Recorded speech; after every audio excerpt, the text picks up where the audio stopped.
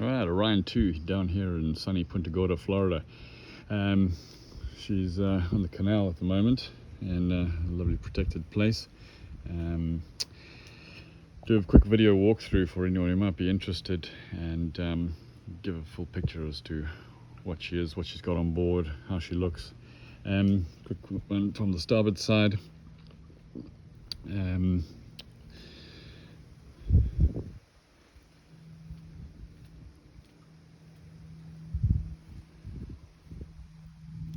Jump on board and go through the various aspects, give you a bit of a flavour for what she's got and how she's laid out and what she's kitted with. Jumping on the starboard side, first off is the starboard engine. The glare isn't too bad. Yamaha 75 turbocharged. It's got about 2,500 hours on her. There's the I think it's a what is that? I can't remember the name of it. The air conditioning unit, compressor, and you've also got the Orion autopilot straight onto the quadrant or the arm for the rudder. So that's all that's in the starboard side. You got the water pumps as well, starboard water pumps, freshwater pumps. Moving up to the helm station. Starboard helm station, you've got both port and starboard controls from here, and this is the autopilot controller as well, instrument. You can raise and lower the anchor from here as well, which makes her easy to single hand coming into to port, and lowering the anchor from the helm station is easy to do. Drop that down and back down on the helms as you do it. Ubiquitous Starlink, can't go anywhere without it these days. Right, new dinghy's about 6 months old, Highfield 340. New solar panels, those were on this season, or last season if you will, about 6 months ago that we put those on.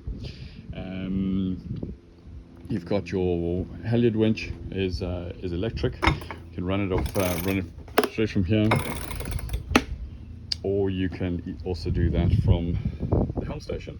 It's an electric port for the electric winch.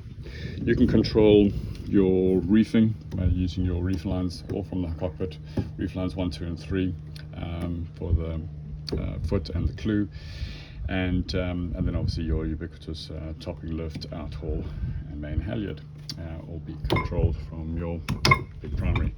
And it is a 50. You've got your 54s or your sheet winches that are also electric. The buttons are up here, dum dum dum dum, and them on both sides. Easy to use. Single speed, but we've never felt the need to have 2 speeds on there, so it hasn't never been a problem. You control your dagger board as well as your furling lines and spinnaker tack line. Sorry, brain adjustment there. But you drop your dagger boards here using the spin locks and manage your roller furler from that as well. I've got the storm jib up as well at the moment. You put that on that winch, and then I'll run to that setup there. With regards to the instruments, we've got 4 different instrument displays on board that are the T60s something, but they show me all the details. So I've got them set up to show wind, depth, speed, wind direction on the 2 port and starboard ones, and then in the middle I've got the setup for my distance to waypoint and the like, but you can configure them any way you want. They're very flexible. Audio, and then there's one behind me as well. Similar sort of thing we'll set up with the electric winch, same sail on the other side, and similar configuration with another roller furler reef line there. Primary external plotter is out here, Raymarine Axiom setup, all integrated with the rest of the Axiom environment on board.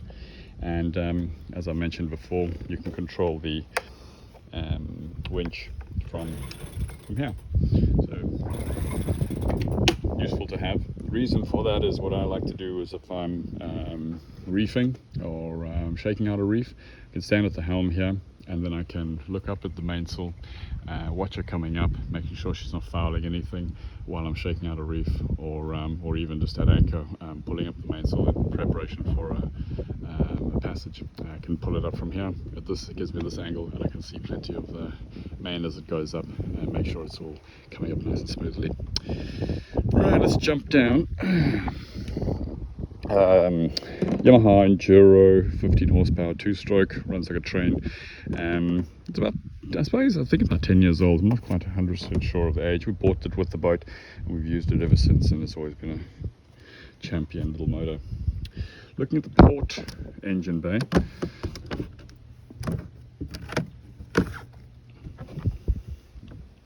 I've got down here, I've got the water maker, which is a Seawater Pro.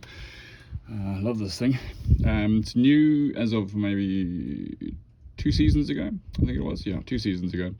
So 1.5 years ago. And does about 120 litres per hour, which is about 35 gallons per hour. Is what I configure it to. Very simple and straightforward design. And you can see the various filters there, with the carbon filter and then the micron filters to filter out this salt water. This other side, I left the light on, and the pump, the primary pump for the high pressure pump for the water maker. Water pressures as well, and obviously the engine similar to the other side too. Okay. Moving up onto the deck. Flexible solar panels on the roof, so with a combination of the flexies and the fixed solar panels, we'll have the power up by about midday to maybe 1-2 o'clock in the day, depending on the time of the day, the angle and delineation of the sun, time of year, all those sort of good things. But we're usually full power well before the end of the day, and that's with running a fridge, a freezer, Starlink, inverter, and sometimes a few other peripherals on there as well. With regards to the rig is now 12 years old. It's still in very good condition. Like I say to people, if I was going out to sailing around the Bahamas again for another season, I probably wouldn't change it. If I was going to cross an ocean, I would change it, just because it's 12 years old, and it's one less thing to worry about. But it's in perfect condition. I've had a rigger inspected every year, and I've always been given a clean bill of health, and I would obviously have changed it otherwise if it had been, especially with a family of 5 on board. Dagger boards, like I said, will run back to the jam cleats over there. You drop them. To bring them up, I put them on the winch and then give it a grind, and then it comes up slowly and comes up into position. At the moment, as you can see there, you can see the 1/3 mark all the way up there. She's almost 100% up at the moment. You can just, if you can see, you can kind of see the stopper knot down there, but that's 100% up, and that's just checking it out, that's 6 foot high out the water, or off the deck is 6 foot. 6 foot. So yeah, that's how we like to keep them, and they don't get as much growth on them because they're higher out the water. There's in the well. But what I do when I'm going in and out of an anchorage, I will drop them down to 1/3, depending on the depth, but usually about 1/3. Just gives me more maneuverability, and the bow doesn't get blown around quite as much. Especially if we're sailing at anchor a lot, if we're doing a lot of swaying at anchor, I will drop the dagger boards down, and then it keeps us feathered into the wind a little bit better. Right, up here at the mast, capstan. It can be used for deploying a secondary anchor through the bow roller there. Primary anchor is below, runs all the way below. No rust on the deck as a result of that, which is a nice feature, I find. Straight into the chain locker. Chain is brand new as of 3 seasons ago. Lumar, I think it's V6, is new as of about 6 months ago. All works pretty well. With the deck buttons here for down, up, and capstan. Alright, so you do have a halyard winch on the mast here. for putting up the jibs, and then also you can use it with the spinnaker. All three come onto your 1, 2, 3 jam cleats here, to spin locks to control the lines. Trying to give a bit of a perspective of the quality of the sails at the moment. The sail quality or the sails condition is very, very good. They're fairly, I can't remember the exact dates, but they're fairly new. That's a Doyle little mainsail, but really good condition main. The jib is a little bit older. I think it's probably original, a little Stormy jib, which is about an 80%. The umbrella cover is really good still. And then that Genoa there is about 150%, and it is very, very new as well. Cloth is very good on that. So the sails and the sail wardrobe is very, very good and extensive. There's another secondary jib in here, a Genoa, should I say, not jib, Genoa in there, and as well as a stand-up paddleboard, jerry cans, the fuel, those yellow ones are the diesel, water jerry cans, and gasoline jerry cans, as well as a spinnaker in a sock in there as well. Right, so that's starboard side.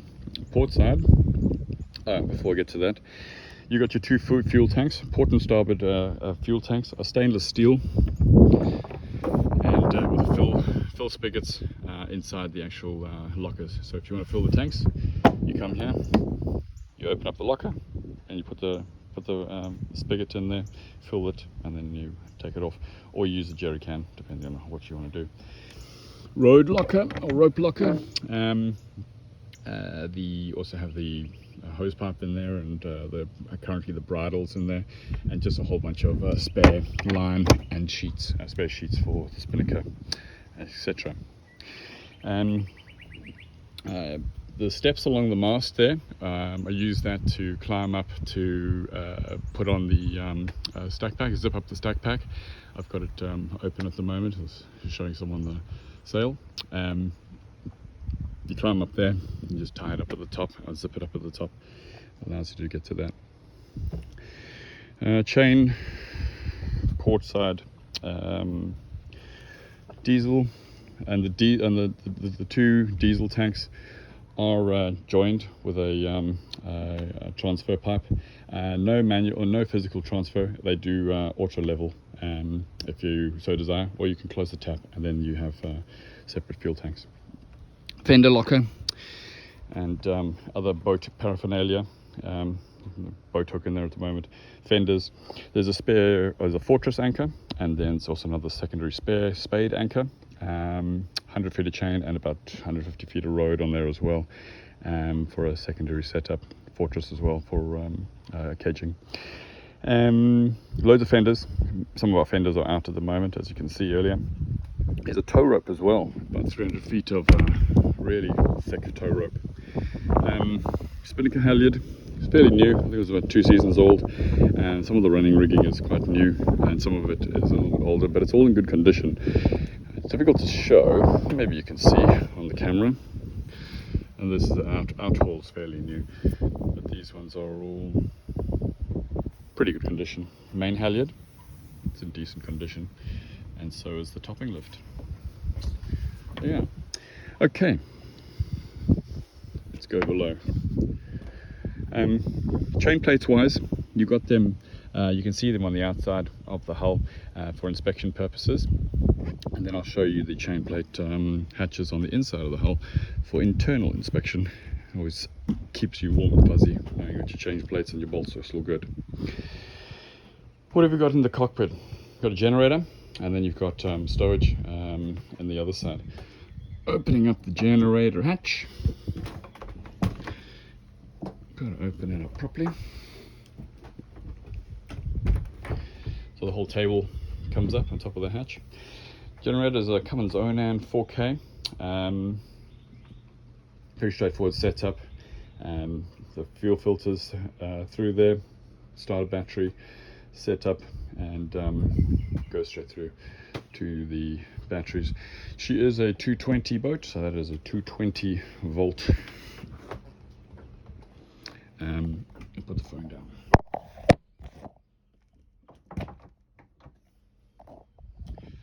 20 volt generator. Messy locker. That's messy because we're busy cleaning things at the moment, and that's a spare little fridge freezer, little portable fridge freezer that we've got on board. We find it very useful to have that extra freezing space, especially when we were in the Bahamas for a long time. Froze a lot of stuff, and then we had a lot of frozen goods on board, so we had to supplement our fresh stuff. Engine panels, I've got two are different. I was struck by lightning, it blew out the interface of this starboard side one, so I replaced it. And this is the original port side one. Engine start really nicely, first go when cold starting, so it's nice to have. Let's see what else. Locker, gas locker. Nice big hole at the bottom, all vents nicely overboard, straight underneath the bridge deck from a safety perspective. I've got two big 20-pound tanks, and then I've got this is where I'd usually keep fishing gear,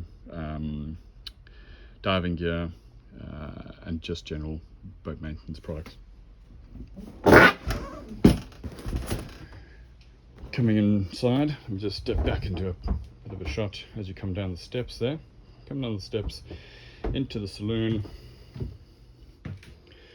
Got a chart table set up on the starboard side, primary plotter, VHF, instruments, radio, your Victron controller down there, and your panel over there. Chart table seat slides out, and then there's full access to all the wiring beneath the chart table, which is where you set up with AIS is set up and structured, and all the rest of the NMEA connections are down below. In the saloon, coming across to the saloon here, heaps of storage space underneath the saloon cushions. I keep all the spares and the tools under there for nice easy access. And we keep the provisions elsewhere and the rest of the storage space. The batteries are behind there. We've got 600 amp hours of Battleborn 100 amp hour batteries, and so is the inverter, the Victron 2000 watt inverter 220. Right, panning around, still on starboard side. Freezer on the left, fridge on the right, both good working condition. I prefer using the one outside, mainly because it's a top loader, and then I can pack it up nice and high, and it keeps it nice and cold. When you open the door of that, obviously all the cold air spills out, but that's not a big deal. And obviously a fridge over here, loads of storage space. So we've got a lot of snack cupboard and stuff like that, kids art and school supplies, and the other cupboards. It's for that perspective. That's the bin over there underneath the sink. There's sort of cleaning products and that under the sink, as well as the manifold for the water maker. So I can't show it, but hidden behind there. Three-way split. You get your fresh water straight from the water maker to the sink, where you can just let it pass through. You got a salinity meter on the outside water maker, but you can also test it from here as well. Let it run through. I usually let it run through here for a little bit, flush the pipes out and the membranes out and all the rest of the stuff. Once it's all good, and I've tested it manually, the old taste test, and then switch over on the manifold down below there to port or starboard tank, whichever one I want to fill. This is spare. It was for another filter, water filter that you can put in. I took it out. What I'd like to have used it for actually is salt water to the sink. It could still be used as such. And then obviously your primary faucet, whether it will pull out with a little spray, and just connect it up to the fresh water. Loads of space for the drawers, and 3-burner stove is under the Orion hardtop here, and gas stove, gas oven, plates, bowls, all the rest in there, 220 volt microwave, a lot of storage beneath there. We primarily use it for the booze cabinet, which is running low, or tins, but it can be used for wine. It's a setup for wine with wine racks. And then obviously more storage here for cutlery and crockery, knives and forks, all the rest of the stuff. Fans in the saloon, as well as these pull down blinds, that just to, and it takes up some of the sunlight if it's really a bit sunny. Right, heading down to the port side. This is where we've got the kids. This is the 2 cabin side. The kids bunk here. It is a double, but at the moment we've got the insert in the middle of it, so we've turned it into a big or twin. It's currently set up to be a double king, really. I suppose it's quite wide. Decent amount of storage space inside. You've got a fan on there, you've got a fan over there, so you've got 2 fans to keep you cool, keep the kids cool, and loads of space. We've taken away a lot of the Lego at the moment, but they've mainly got their clothes in those lockers. Head on the port side is a manual head, Jabsco. This one flushes straight out into the overboard, and it's large enough for the kids, and manual to boot. Moving forward, under the stairs, beneath the cabin sole, is the water tank. There's about 400 litres of water. What's 400 litres of water in gallons? Always forget. 120 gallons. You'll have to look at the ad. Not really 1-2 gallons. Storage. Oh yes. There's the access panel for the chain plates, and you check the bolts on the chain plates. And then moving further forward is the berth up forward. More storage space inside. This is the trunk for the dagger board. There'll be one on the other side as well. Similar sort of setup. This is an electric head. Let's see if we turn some lights on here. We do use it as the garage, because nobody uses it at the moment. We will use it if we've got guests. There's an electric head. This one can go, you've got a Y valve, you can push it to the black water tank, or you can put it straight overboard if you so desire, depending on where you are and what you need to do. More clothing ports, more storage. Underneath the bunk there is hammocks that await the next owner. I'm going to casually place up in the palm trees. More storage space, primarily used for clothing, but we've got it for other stuff. And then berth, we've got, and yet more storage space up at the head of the foot of the berth, really. Big opening hatches, loads of ventilation. You'll notice that there's no escape hatch underneath the stairs, companionway stairs, or the stairs coming down into the hulls. These are the escape hatches on board. They're up in the forward here.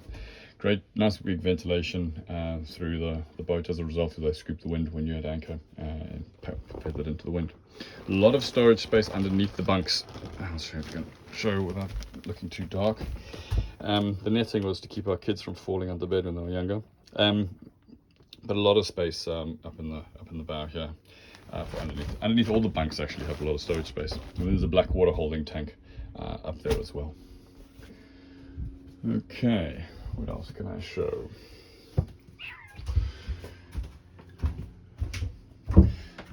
That's the walkway to get through to the twin bunks, but then there's similar storage space that side and that side.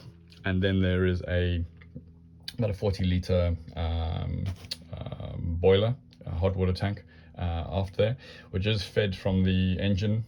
So as the freshwater coolant circulates around through the hot water tank and heats the water in the hot water tank. Running the engine for about an hour, we'll get the water nice and hot for nice showers in the evenings. Okay, been through that port side, been through the saloon now.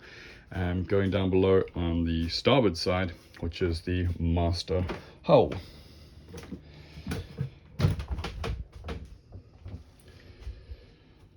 So master berth is exactly the same size as the other berth on the port side. No center island though, or not twins, is a king. Good storage space underneath the berth. Once again, another hot water boiler aft, and there's a black water tank there as well. Fans for cooling at night. A lot of ventilation with big hatches, and also we've got fly meshes as well for some of the smaller hatches as well. Keeps the Nociums and the mozzies out. Compressors for the fridge and the freezer are under here, as well as an air conditioning unit. Once again, same setup as what was on the port side, with the freshwater tank under here, straight into the lodge. Loads of storage space on board. So there's drawers or shelves, should I say, and then you got hanging lockers, twin hanging lockers. There is space behind this door for more storage, a little bit smaller but more storage at least. Shelves for clothing behind this, and then this is the washing machine. Pretty useful when you've got 3 small children on board. Walking forward, one of the nicest parts of the features of this boat is this very large head, toilet, sink, and then a very large shower area that you can actually sort of touch your toes in, and it's great space. Once again, similar ventilation to the other side with the hatches and the portholes and the like. More storage space, more storage space. And that's about it. If you got further questions or want further information, then just let me know.